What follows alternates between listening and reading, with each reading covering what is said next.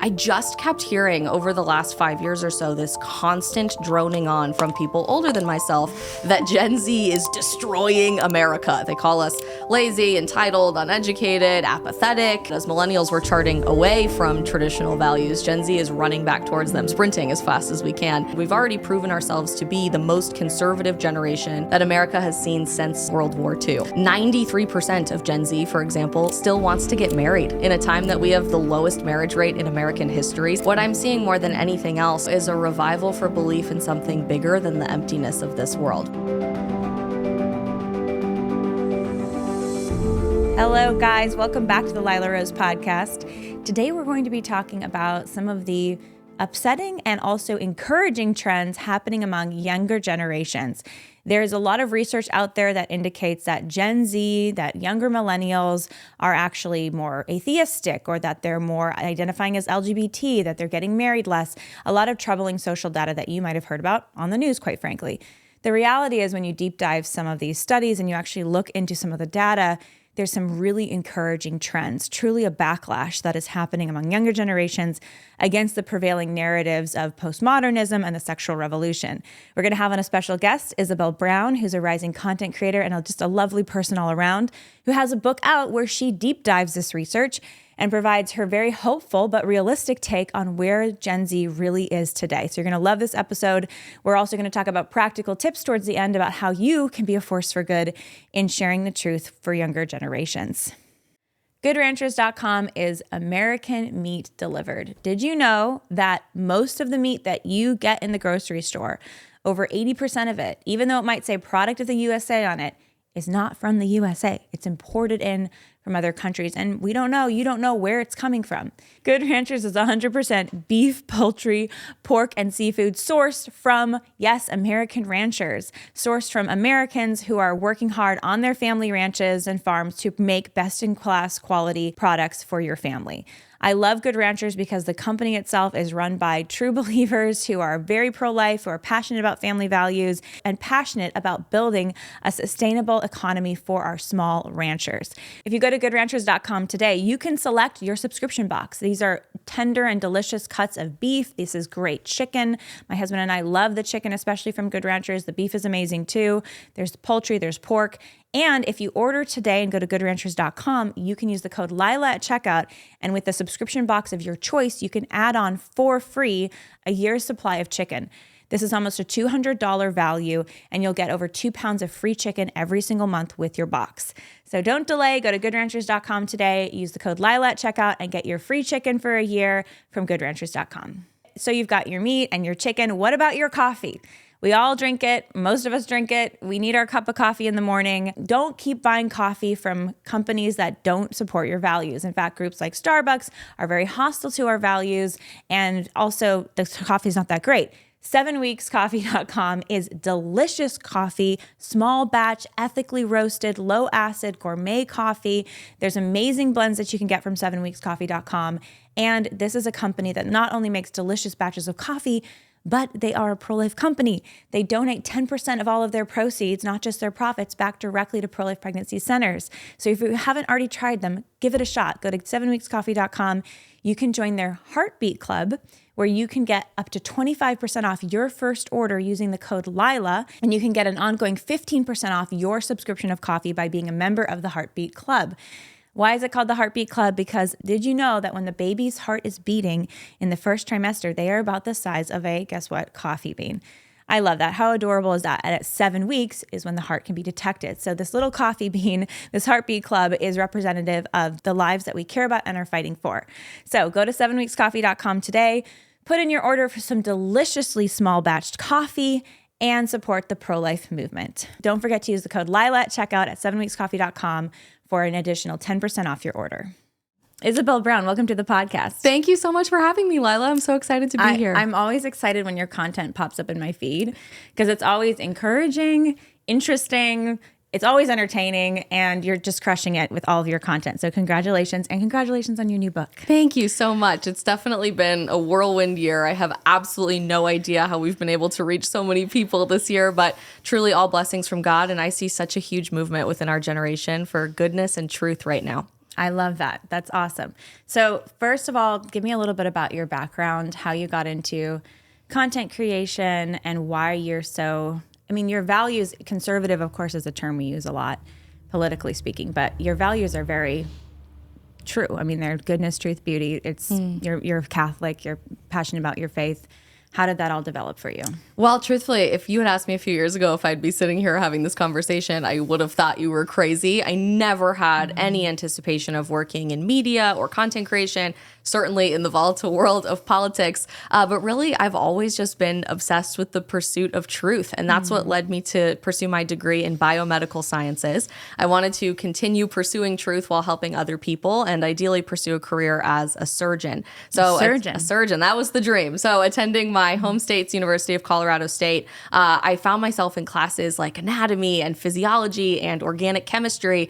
And instead of pursuing objective truth, which is really what science, especially in academia, is supposed to be all about, we were arguing with our professors about their political opinions or listening to why some evil orange white supremacist guy had just gotten elected to the presidency of the United States. I'll never forget in eukaryotic cellular biology, about the least controversial class you could possibly imagine, on a multiple choice exam, the wrong answer choice for the origins of the universe was that God created the universe. Wow. Instead, you had to say that it spontaneously erupted from a single cell billions of years ago. In physiology, we spent 6 months learning about every tiny, beautiful miracle that has to happen with fetal development for a child to make it to full term in their pregnancy. And then we're told after the exam, conveniently, that abortion is not the ending of a genetically unique human life and that it's a life-saving medical procedure we all would likely be forced to participate in as healthcare providers. So we might as well get used to it now.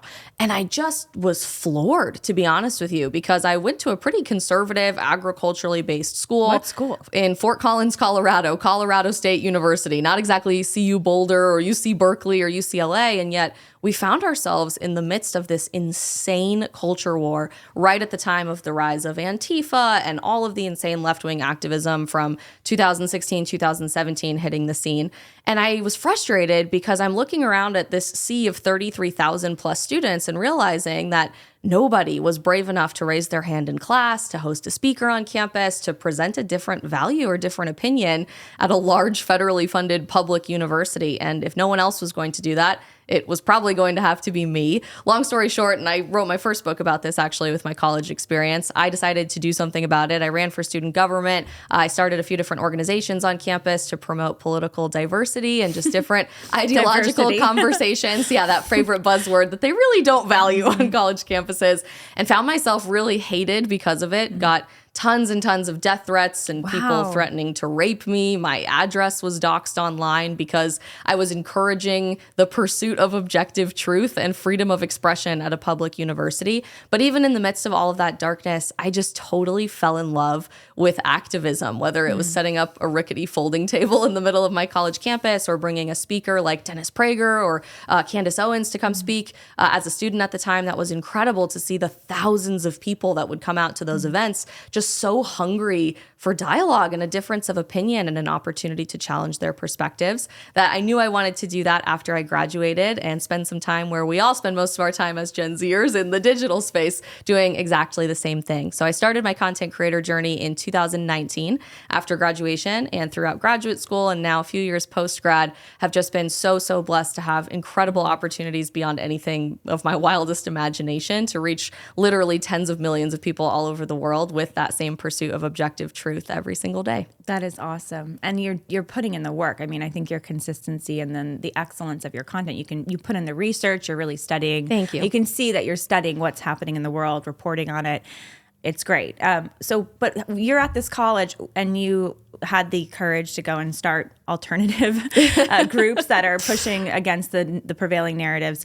What was it that formed, though, your worldview? How did you become, we talked about the word conservative, but how did you become someone who sees that life begins at fertilization and is precious and deserves protection and is, stands up for marriage and believes in the values that you have. Where did that come from? You know, I often get asked if I had some sort of radical conversion of my values. I think we look at this kind of like apologetics in determining your faith. Like everybody has a really cool testimony if you were this radical atheist and therefore you had to have this crazy conversion that nobody ever saw coming. That's really not my story. And I think that's not the story for most people. Most people who are in this world that we live in were raised with these values. And I think we brush that off as disappointing or not a very cool story, not clickbait or viral enough. It's beautiful. It's amazing. So I was very fortunate to be raised with my head screwed on straight with two parents who are Catholic lawyers. So we spent a lot of time talking about politics and religion Catholic around lawyers. The family dinner table.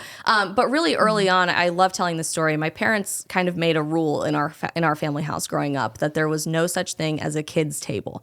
We were expected at every family dinner, at every holiday, if we went out to dinner with family friends, to engage in the same conversation that the adults were having and to know what was going on in the world. By the time we got to high school, that looked like forcing us to join the high school competitive speech and debate team, which let me tell you was social suicide, Lila. I already had very little friends in high school. You should have just been homeschooled. Literally. Isabel. At the time, would have completed the perfection. We laugh about that now. At the time, my dad said, you know, they really were able to convince parents of our generation that we were too stupid to educate our kids. So that wasn't even a viable option. So they love seeing homeschooling on the rise now.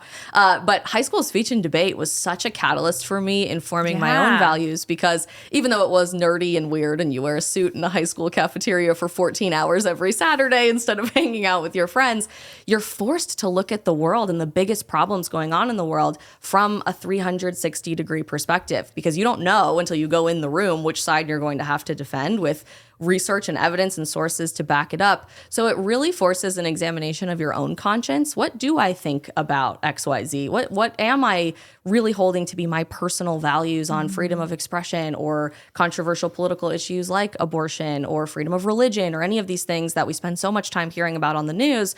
But I think our generation has been strategically taught not to think about from a personal perspective because it is so divisive and controversial, and we don't really know how to articulate our values. So I love that my parents encouraged that, forced, but we laugh about it now because it's been so great, because they always told us, look, you don't have to have the exact same values that we do as your mom and dad, but you do need to do the research yourself and figure out exactly what the truth is and how you can learn how to defend that in our world. Good for them. What great people. What great parents. And I'm a huge fan of speech and debate. We did that growing up, and it's great. I love it. That's my biggest recommendation for everyone. Yeah, if you want to do content creation or speaking or media or anything like public policy, it's such a great way to prep in high school or before even in college, whatever it is.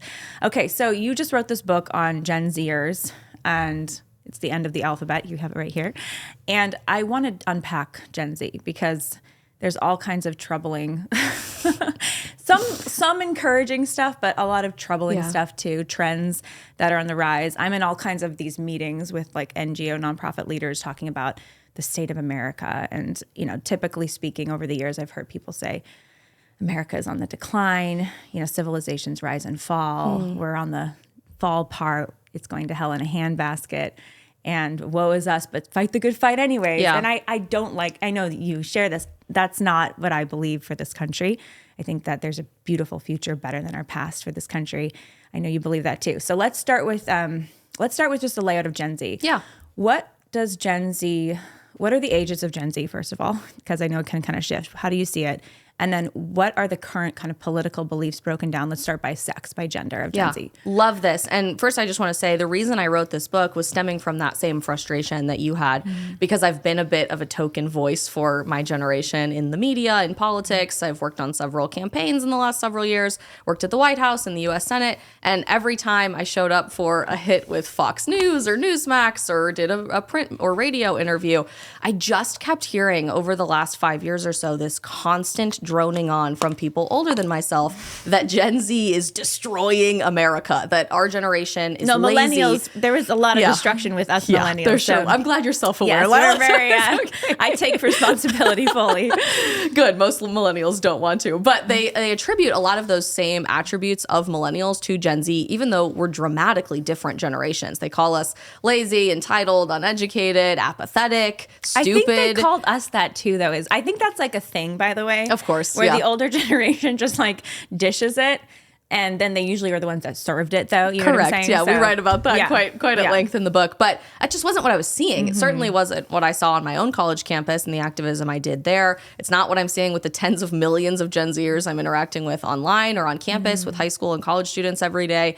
And so I knew that wasn't reality, but nobody was really telling the truth about our generation and how dramatically different we are from the perception, largely from the political right, about our generation being promoted in the media and in politics.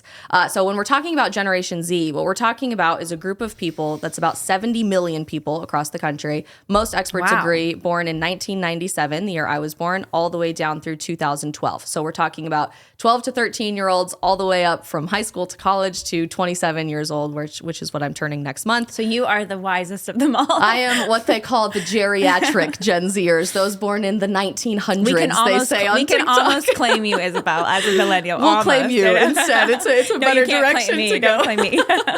But you're looking at this group of people that certainly isn't a monolith and mostly are still teenagers. They haven't yet voted. They're still baked. determining their own values. They're growing up in this really confusing time. They're not overwhelmingly socialist leftists the way most people are trying to get you to believe that they are. I really separate this analysis based on both cultural values and politics in the book because it was the late, great Andrew Breitbart that's famous for saying politics is downstream from culture, that if you want to change what's happening in the Oval Office, in the halls of Congress, you have to first start by changing how people live their day-to-day lives. And I think that is really what we're seeing more than anything else with Gen Z right now.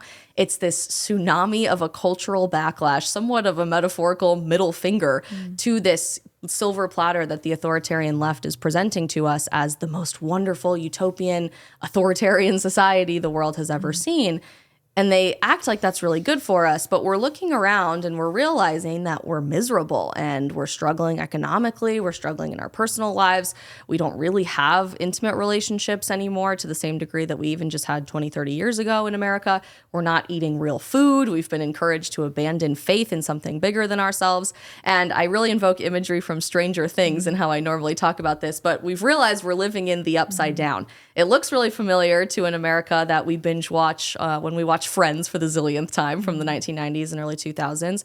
It looks kind of similar to the world our parents tell us stories about from their teenage years or their college years or early 20s, but there's something fundamentally inverted and wrong about that. Up is down. There is no distinguishable difference between good and evil. Men are women and women are men. And we've lived in this so topsy-turvy, confusing, upside-down society for so long that the most radically countercultural thing, rebellious thing one can do, which is exactly what every young generation wants to do, is rebel against those who came before them, is to right the ship, to seek something bigger than ourselves, to believe in objective truth and reality again, to confront our gender ideology problems in society and say, you know, men and women are different, to eat real food, to believe in God, to get married. And so on that cultural front, that is exactly what we're doing. And we've already proven ourselves to be the most conservative generation with lifestyle and cultural issues that America has seen since World War II. Tell me more about that. What's the percentages there? I could talk about this for like literally 12 hours, so I'll try to gloss a little bit over some of it. But to, like, if you compare Gen Z at the age Gen Z is now to millennials at the age they would have been when they were Gen Z's age, what's the difference in political breakdown? Yeah, so let's talk about each of those subjects that I just casually mentioned from a cultural perspective, and then we'll jump into politics. 93% of Gen Z, for example, still wants to get married in a time that we have the lowest marriage rate in American history since we began recording that in 1867. Is that different, though, than what Gen Z wanted when they were the same Millennials, age? yeah, it is. Millennials? It's dramatically Okay. different. In fact, it's kind of the inverse of all of that. As millennials were charting away from traditional values, Gen Z is running back towards them, sprinting as fast as we can. We're realizing, unlike millennials who largely pursued liberal arts degrees, that we don't need to pursue a leftist arts degree, as I would call it appropriately today, in something like underwater African LGBTQ plus basket weaving to get a job after we graduate. Instead, 62% of us have already started our own businesses to become CEO on day one of our careers. Women across the political spectrum are throwing away our hormonal birth control, which was incredibly normal to be prescribed to millennials as an entire generation, but especially to us as teenagers, because we're realizing that we don't want to keep taking slow release poison that's putting our physical health at risk and destroying our mental health, largely contributing to the suicide epidemic you're seeing with teenage girls today. So much so, by the way, that as I'm sure you know, the Washington Post had an absolute freak out aneurysm just a few days ago, blaming this exodus from the birth control industry on right-wing influencer propaganda on the internet instead of just the actual side effects on the box. So if we did, like, I know there's so many different aspects to this, but I'm curious, let's maybe do the politics and religion pieces. Yeah. Kind of those are very tied to bigger picture worldview stuff. So for politics, I've seen research that shows that Gen Z is leaning left, especially Gen Z women are leaning left. There's a little uptick in Gen Z men who are going right, but it's not like very significant. How do you see that? Politically, we have no reason to have anything but hope for Gen Z. And I think a lot of that stems from what we were just talking about, those cultural decisions that are very conservative, even though we wouldn't necessarily label them as such. But maybe even more importantly, because of our shift in religious attitudes and values that drives more political engagement than anything we've ever seen in American history. We have easily arrived at the most godless, atheistic time in American history. I think that's a no-brainer, and everybody can see that. But do you think that, like, research that I'm referring to, and we could try to pull up like an actual study on it, but do you think they're missing the true story of what's happening? That somewhat. Well, the Gen Zer is maybe reporting that they're, far left on, let's say, LGBT. I mean, there's like a third of, I think, Gen Z women who identify as bi, as an example, right? They're saying that, but you're saying maybe the trends, if you look deeper into the research, shows that they're actually practicing more conservative, traditional things, even though they're labeling themselves a different way. Would you say that's kind of the breakdown? And I think those studies are somewhat skewed. So what do I mean by that? Let's just look at religion. By the end of 2021, our generation said that we overwhelmingly did not believe in God. There was less than 25% of us that did. Gen Z. We were trending in a more atheistic direction. But by the end of 2023, just 2 years later, over a third of our generation now says we believe in God. We're regularly attending religious services. If you look at denominational breakdown in the Catholic Church, Gen Z is the most likely demographic to prefer and seek out the traditional Latin Mass. So talk about the biggest cultural backlash you possibly could. That's crazy. So you're saying in a span of 2 years, it went from a quarter who said that they were atheist, a quarter who said they believed in anything bigger than ourselves.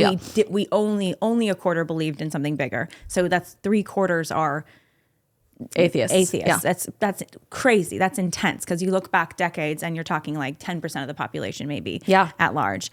I mean, it's in that zone, in that area.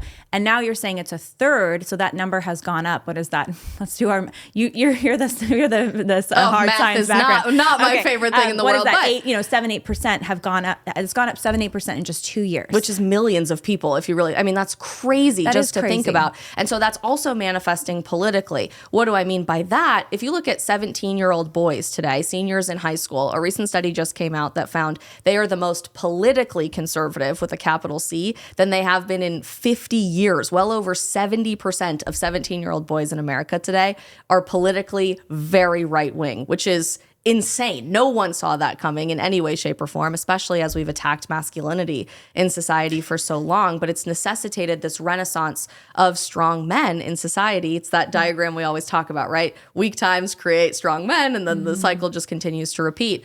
Women, you're right, do tend to be trending more to the left right now in most of the polling that we're seeing. But I wonder how much of that is actually representative of our entire generation, or if they're just capturing current voters rather than the entire spectrum of Gen Z, most of whom are still teenagers and have yet to vote. That cultural pendulum shift for young women towards marriage, towards neglecting big pharma and saying we don't want anything to do with you anymore, towards eating real food, towards religion. These are radically conservative lifestyle choices that, of course, as we know, because politics is downstream from culture, is going to impact our political views as well. I think it's just taking a little bit longer to catch up for young women than it is for young men, because that assault on masculinity started so much earlier than today's all-out affront on womanhood. I mean, you can't even call yourself a woman today. You're a birthing person, or a person who menstruates, or a chest feeder, which is ridiculous. Sounds like what you're describing about these high school boys, which is incredible. You're saying 70% of them are actually identifying as conservative, or more. Or do they say they're conservative, or they self-identify themselves as politically conservative, very conservative. That's incredible. And so that is maybe the backlash to the rejection that's been going on for decades now of masculinity. And so the new rebellion is, well, I want to be a good, strong man. Yeah. As opposed to, I want to be, blue haired. And not to say you can't ever dye your hair blue, but I want to be just kind of beta, as they say, beta male or whatever. But for women, you're saying, it sounds like your theory, which I like it. It's saying that women, yes, they seem to be far left here increasingly. Even the trend is not good even among Gen Z women, but these things yo-yo. There's going to be a backlash to that because you go too far one extreme and all of a sudden people want to reject that, rebel against the extreme that they've been handed. Truly, that's so you think exactly that's going to be the cycle. Trend in the next few years? Absolutely. And it tracks that. with all of human history, right? Every group of young people wants to rebel against who came before them. And you can only push so far before people eventually just snap and break. The attack that we're seeing on young women today is unlike anything the world has ever seen. It's certainly more extreme than just calling everything masculine toxic and all men are evil, rah, rah, rah, go feminism. It's so systemic against young women today that we're literally just erasing womanhood altogether. Our solution to teenage girlhood, for example, is, well, here, take this injection in your arm and we'll schedule you for a surgery and you just don't even have to be a girl anymore, actually. And who doesn't hate being a teenage girl? Every single one of us hated being a teenage girl. It's terrible. So they're preying on this vulnerable opportunity in young women's lives to take everything away from you, which obviously impacts your fertility. It impacts your personal and intimate relationships later on in life, your ability to get married and have a family.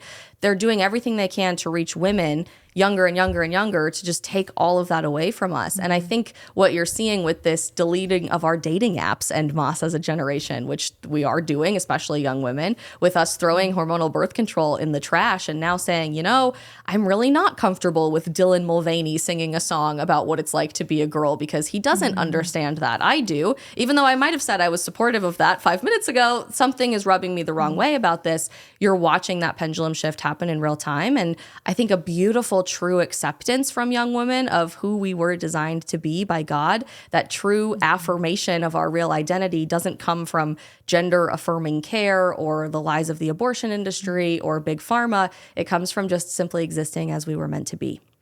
It can be hard in our busy days to take time to stop, to meditate, to reflect, and to pray. But prayer is so important. Prayer is how we can change our lives and get connected to our Creator who loves us so much. That's why I love tools, apps that help us pray. And that's why I love the #1 prayer app in the world called Hallow. Hallow is an app that's designed specifically to help you pray, even for just a few minutes a day. It's an easy-to-use app with a beautiful interface that has all kinds of amazing content on it.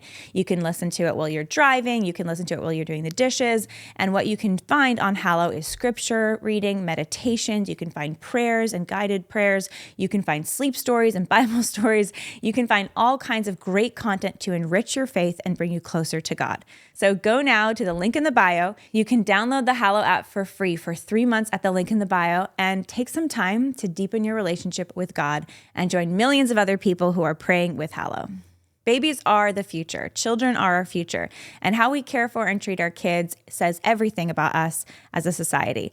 That's why I love the company everylife.com. You've heard me talk about them on the show before, but everylife.com is America's fastest growing diapers and wipes company, and they are also 100% pro-family and pro-life. This is a company that sources best-in-class products for your little one. These are high-quality materials that go into making their products. These are leak-proof diapers. They're soft. They're great for your little one, and they're made with a lot of love and intention because Every Life gives back part of their proceeds to the pro-life movement. When you order from everylife.com, you're not only getting an amazing product that's better than what you're going to find on the grocery store shelves, you are also being part of a company that is building a culture of life. So stop buying from diaper companies that oppose your values. Sadly, companies like Huggies and Pampers donate or give money directly or indirectly to the abortion industry. Instead, you can support a pro-life company, got everylife.com, and order amazing products at a great price point. So go to everylife.com today. You can use the code Lila at checkout for 10% off your order. Get a subscription, buy some for that little one in your life that you love so much. That's everylife.com. There was we had on Dr. Leonard Sachs, who has done a bunch of study on the trends among boys, girls. The Collapse of Parenting was one of his more recent books. Fascinating stuff. But he was saying about teen girls with this number that 30% of them and young, very young girls want to be bi. They don't want to be straight. They want to be queer, questioning, lesbian, trans, anything basically but heteronormative girl. And his theory on that was that the pornification of girls in general. I mean, you look at the rise of social media and the internet has been a big driver of that. And so you're going through, like you said, this awkward phase of, for many girls, puberty and just struggling with body image, and your body's changing so much. And then you have these hyper-sexual messages coming from culture and from boys, unfortunately, who are already addicted to porn, because the exposure rate for boys with porn is as young as 8 years old on average, and there's high addiction rates. And you're like, I don't want to do this anymore. Why would I want to be a girl here? And then you have the rise of this LGBT phenomenon. Yeah. How do you see that resolving itself? Because we're in the middle of the bad stuff. It's crazy right now, as you know. And I know you interview people who have gone the route of transgender sex change girls, and then they regret it later on. So we've seen all of the change starting to emerge. But the numbers are still looking rough. Yeah. Really rough. I think it's so important to say, do we have hope for the future? Yes. And that's what my whole book is about. Of course, we should have optimism for the future of our country. But that's not to neglect the work that we have to put in today to keep fighting against evil. Because you're right, we are right in the thick of it. In most of the media interviews that I've done about my book, especially on TV and radio with older hosts, the number one backlash that I get is, well, how can your generation be so overwhelmingly conservative if 30% of them say that they're LGBTQ plus? Like, if your whole generation is trans, that's pretty leftist, don't you think? What's really causing all of that? Those studies in particular are so manipulative because they're leading you to believe that 1/3 of all teenage girls out there are chopping their breasts off or taking testosterone supplements. That's really not indicative of reality. You just mentioned that the big bulk of the young women self-identifying in this community are calling themselves bisexual, which is interesting because on the trans side of things, most young women are calling themselves non-binary. They're not really trying to let go of what their identity is. They're still attracted to the opposite sex. They still have somewhat of an affinity to their biology and to their biological sex and gender. But the trendy, important way to fit in society and culture right now is to be a part of the LGBTQ plus community. Every day there is a new identity that gets invented, like every 5 minutes, to be part of the plus sign at the end of that Q plus. Things like demisexual. I don't know if you've ever heard of demisexual, Lila, but to be demisexual means I'm sexually attracted to some people, but not all people, but especially people I have a romantic connection with. So like all of us, like every human being could logically identify as demisexual. And I think Abigail Schreier really has been such a leading thought voice on this, knowing that this is really a social contagion. It's the new fad for teenage girls to participate in, which is why you're seeing it as this half in, half out thing. Like, I don't really want to be a boy, but I don't really want to be a girl. I don't really want to be lesbian, but I don't really also want to be heterosexual. Like, I just need to fit in some capacity, even if that doesn't involve a lifestyle change. And amazingly, psychologically, it's tracking with other social contagions from previous generations. What we saw with eating disorders, with older millennials in high school in the late 1990s and early 2000s, what we've seen with suicide clusters in the early 2000s. But I've heard that the eating, because I was looking at this and talking about it, I think with Dr. Sachs, and we've talked about this on the podcast a lot, with eating disorders and with depression, anxiety, suicidality, that actually hasn't gone down. This is the part that's so crazy because, like you're saying, millennials, they had this stuff. I mean, when I was a teenager, we all had eating disorders. It was rough. I mean, and it was the beginning of like Zanga, MySpace. So there was a social contagion thing was starting to happen with social media then. But today, my understanding is we still have the eating disorders. We still have the anxiety and depression. In fact, the suicidality, as I know you've reported on, has gone up amongst girls, Gen Z girls, teen girls.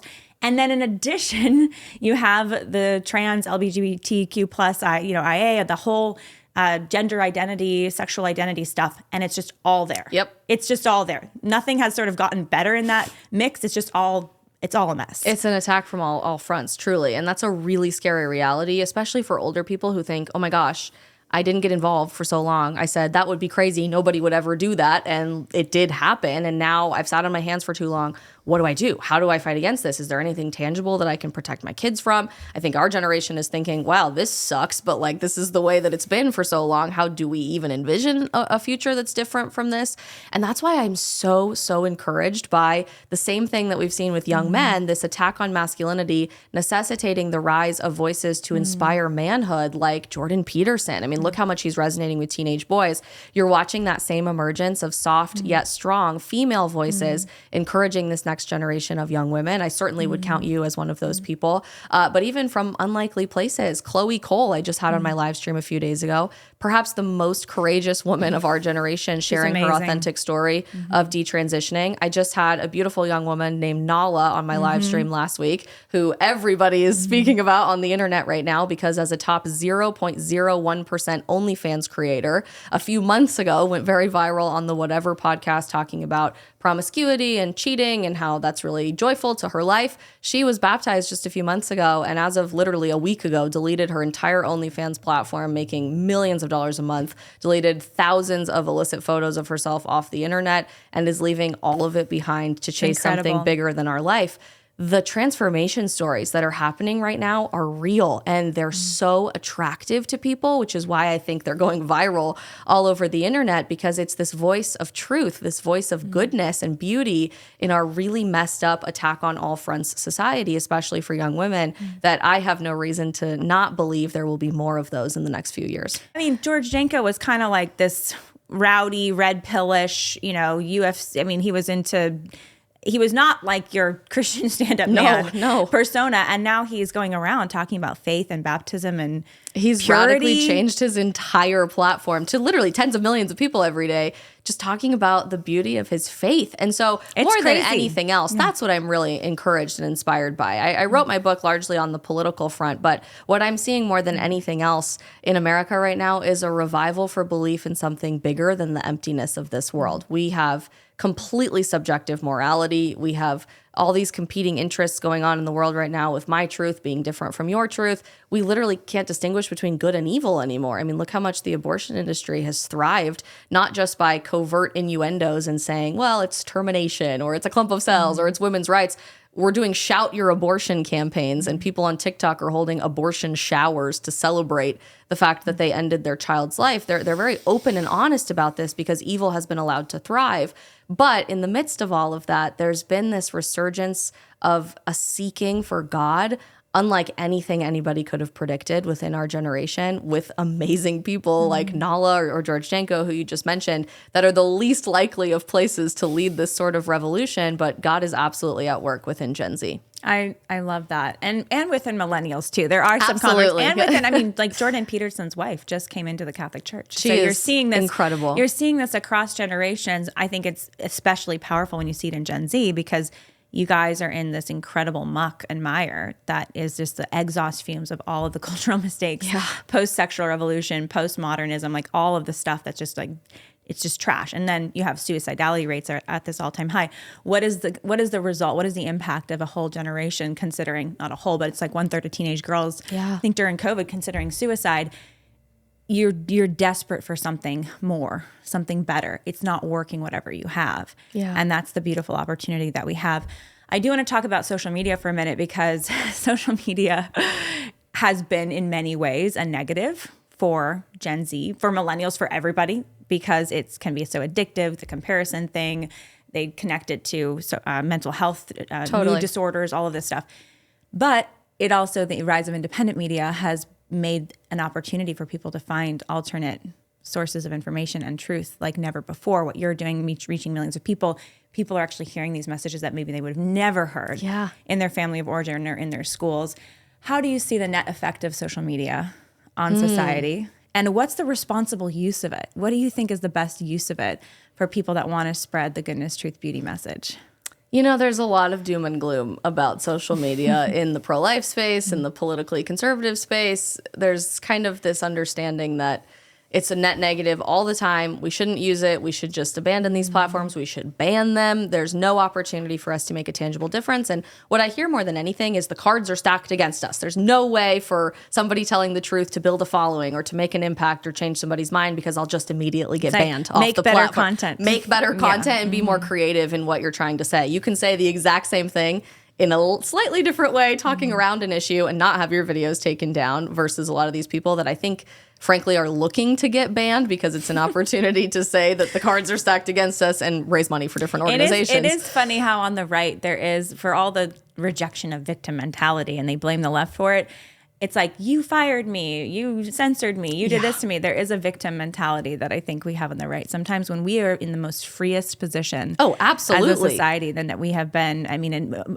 almost any time in human history, and the opportunities that we have to share our our message is more than any opportunity that a previous generation could have possibly have dreamed of. Which isn't to say that censorship doesn't happen. Of course Right. it does. But like this magic device that we all hold around in our pocket every single day, for the first time in human history, you as one person, without a huge position of political influence, without being born in a nobility family, without having riches and access to everything in the world, you can be more powerful than the president of the United States, or entire governments, or entire countries, or your religious leaders in your community. I mean, look what's happened with somebody like Mr. Beast, right? Arguably the most impactful person on the face of the planet because of YouTube, which is crazy to think about. And I see that. I see the result of digital activism every day, certainly in the work that I'm doing. But look at what you folks have been able to accomplish with live action, not just in the digital space, but when you show what you've been posting to people with man on the street interviews and you change their mind in real time, when we get videos like Baby Olivia into school curriculum and are able to dramatically transform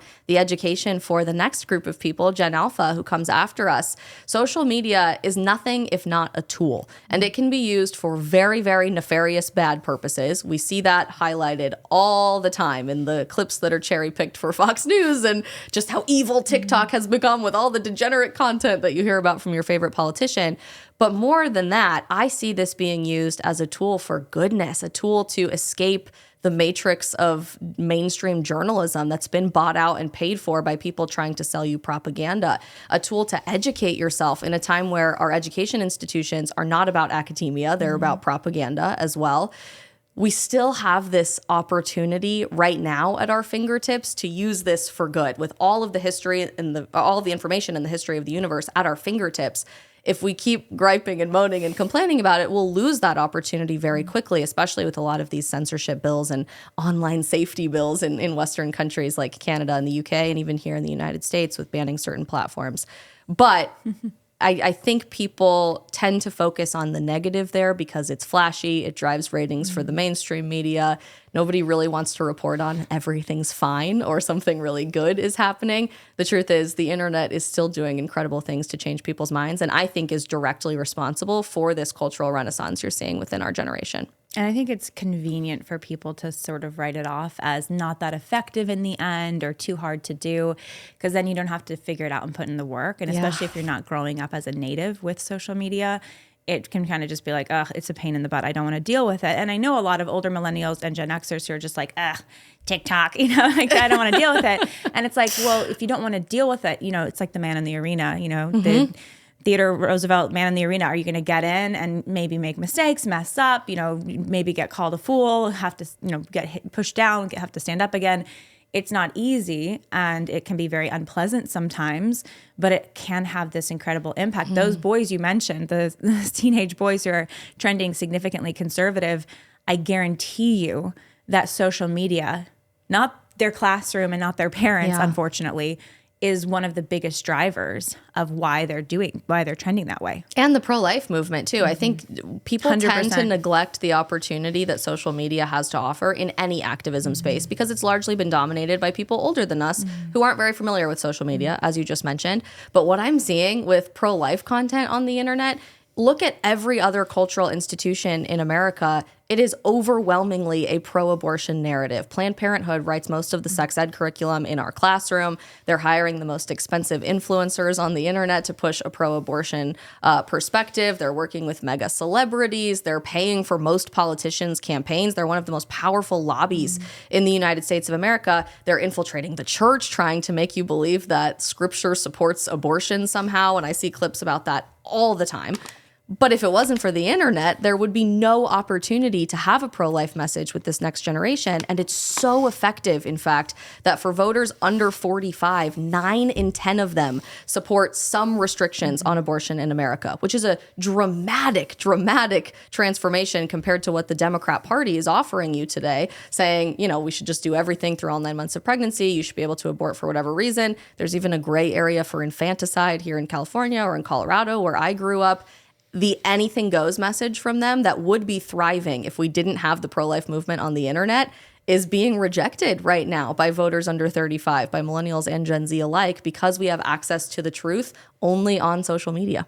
It's so encouraging. And it's true. It's that despite all of those forces that are standing up against the pro-life message and the pro-life movement, it's amazing how many people still identify as pro-life, still want abortion restrictions, still reject that prevailing narrative, and are wanting to, many of them becoming more pro-life. It's very, very encouraging.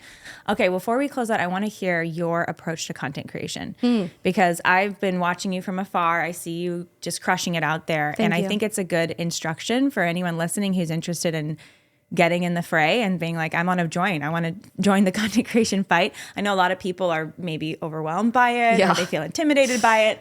So what is your approach to content creation, and what have you found to be the most effective things and then the least effective things? I can totally relate to the what on earth am I doing? I have no idea how to film a video or edit something or even hit post because that was totally me just a few years ago in 2019. And I discovered pretty quickly that there's somewhat of this gatekeeping thing going on in activism on social media. And I don't know why, but a lot of creators feel threatened if there's this whole new group of people that might be taking away from their opportunities. I see it as the exact opposite. Nothing would make me happier than if every single person became a content creator in some capacity, because we need more people speaking the truth on the internet, period, full stop. This is a culture war, and we don't say that lightly. And you win with strength in numbers. And I think just seeing the contagious courage that's been spreading with more college students, with more recent graduates, even high schoolers who are just taking it upon themselves to film a 15-second video talking about what's going on at their school or in their community, to say that they're courageously pro-life or they want to get married. These are things that are making a tangible impact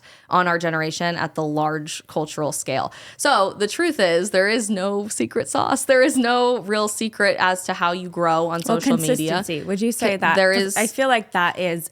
It's like not a sexy secret. It's like be consistent, keep doing it, keep trying every day. There's a few tricks of the trade that I think are definitely important to know, but they're not rocket science. So first and foremost, consistency. Yeah. You got to keep showing up, even when you're not getting a lot of engagement, even if you've grown 100 followers in 6 months, eventually continuing to show up really does make a difference. My mom used to say showing up is half the battle, right? You just have to be there and be willing to put yourself out there.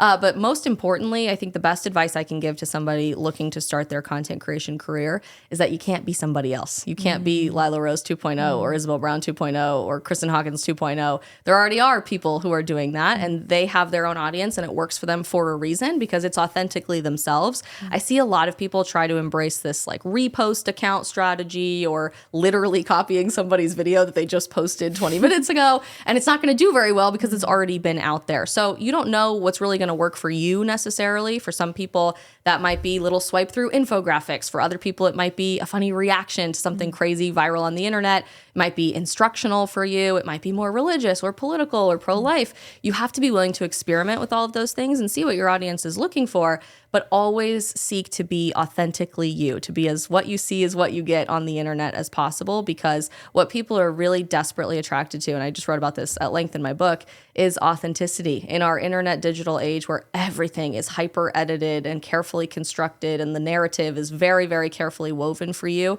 as a propaganda piece, to have somebody putting their makeup on in the bathroom, get ready with me while I talk about XYZ, or driving around in their car or sitting in their sweatpants in their dorm room, that's a really attractive thing right now, and it makes it feel like you're just hanging out with a friend. So I guarantee there's someone listening, especially someone, maybe a Gen Zer, who's like, how do I be authentic on social media? It's so fake. Any final words of advice for that? How to show up and be authentically yourself and share your values on social media? You don't need a multi-zillion-dollar podcast studio or TV studio. You don't need to wear a full face of makeup or have your hair perfectly. You can sit there literally in your pajamas and just act like you're talking to a friend, but a friend in truth and speaking the truth in love. That's so powerful and so effective. I have no doubt that every member of our generation who's willing to answer that call to action to be in the arena can make unbelievable strides, not just in growing a following, but more importantly, making an impact. And really what we're trying to do in the pro-life movement, what we do politically, what young Catholics are trying to do right now on the internet is very simple. It all just boils down to telling people the truth. It doesn't have to be viral, own the libs, clickbait content in order to be effective. Just that soft nature of standing for your values unapologetically in love with a smile on your face is so, so attractive, and I know will make a difference. Awesome. Thanks. And Isabel, where can people find your book? You can buy The End of the Alphabet, How Gen Z Can Save America, wherever books are sold, and tune into all of our content at The Isabel Brown. Thanks for all you're doing, Isabel. Keep it up. You're awesome. Thank you. Thanks so much for listening to this episode of the Lila Rose Podcast. I hope you're encouraged. I'm encouraged. The reality is the truth is always stronger than the lie, and that life is stronger than death. God will be and Christ is victorious, and you and I can be a part of the plan, the unfolding plan to restore this country and make this world more good, more true, more beautiful. So let's get in the arena. Thank you, Isabel, for being in the arena, and we can do this all together. As always, don't forget to subscribe to the show wherever you listen to your podcasts, on Apple or on Spotify. And if you are listening on YouTube and watching on YouTube, don't forget to subscribe and hit that notification bell so you do not miss another episode. Also, check out our Patreon and our locals, join those communities and support the podcast so it can grow monthly. We love your support and we're so grateful for it. And I'm excited to do lots of fun things with Patreon and with locals when I am back from my maternity leave in just a few weeks.